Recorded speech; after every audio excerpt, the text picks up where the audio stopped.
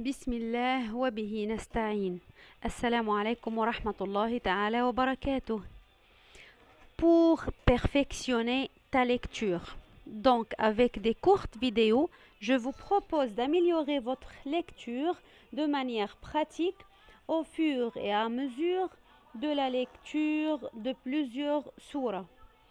Je vous donnerai, Inch'Allah, 5 conseils pour une bonne récitation du Coran bi'idhnillahi ta'ala.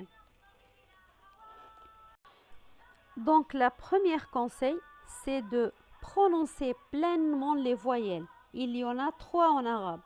C'est un élément qui paraît simple, mais qui n'est pas assez respecté et même parfois négligé. Donc, il y en a 3 voyelles en arabe. Fatha, c'est comme le A en français. Fatha. Damma, ou, c'est pas O, c'est ou. Et finalement, kasra, c'est comme le I, la lettre I en français. La deuxième, c'est maîtriser les points de sortie des lettres ou respecter les points de sortie des lettres. Makharijul huruf. Sachez qu'en arabe, les lettres ont différents degrés de sonorité. Certains sont tout le temps emphatiques, mufakhama. D'autres sont tout le temps amensi, muraqqaqa. Et d'autres ont l'une ou l'autre des qualités en fonction de leur remplacement par rapport d'autres lettres et des voyelles. Il faut donc s'assurer lorsqu'on prononce un mot qui contient différentes lettres que la sonorité de chaque lettre soit bien respectée. Par exemple, ne pas amener une lettre emphatique. Donc, le deuxième conseil, c'est respecter bien les points de sortie des lettres. Donc, conseil 3, le troisième élément qui est en lien direct avec les deux premiers, c'est le fait d'utiliser les lèvres. Donc, il faut utiliser les lèvres que pour le voyelle OU.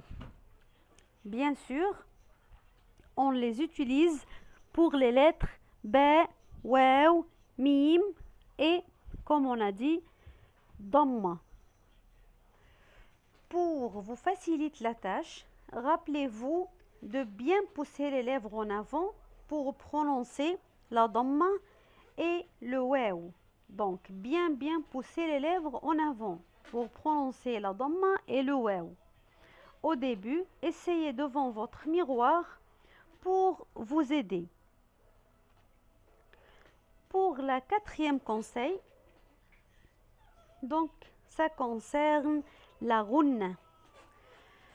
La ghunna, c'est-à-dire le son qui sort de cloison nasale.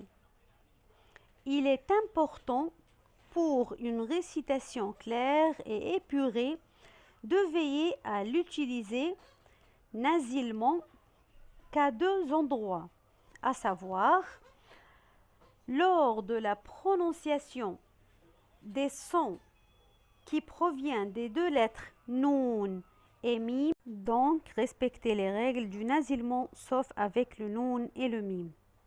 Enfin, ma dernière conseil, et c'est la 5e, c'est de ne pas forcer ou exagérer dans la prononciation des lettres. Notre objectif, c'est arriver à une récitation naturelle et maîtrisée. Donc, au départ, ça demande un peu de gymnastique labiale et une forte concentration. Mais après, la récitation devient fluide et on profite pleinement de la sonorité et rythme des versets, ce qui nous aide à les méditer. Donc, je terminerai avec une astuce très utile qui aide à progresser rapidement bi'idhnillahi ta'ala. Donc, votre récitation va progresser rapidement, Inch'Allah, lorsque vous enregistrez et réécoutez. Donc, enregistrez-vous et réécoutez-vous.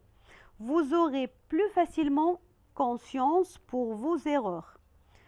Voilà donc les 5 conseils que je peux vous donner pour perfectionner votre lecture bi'idhnillahi ta'ala et tenter de réciter le Coran comme le prophète Mohammed sallallahu alayhi wa sallam l'a récité avant nous et comme il le nous transmet. Voilà, on arrête ici, on arrive à la fin de cette vidéo.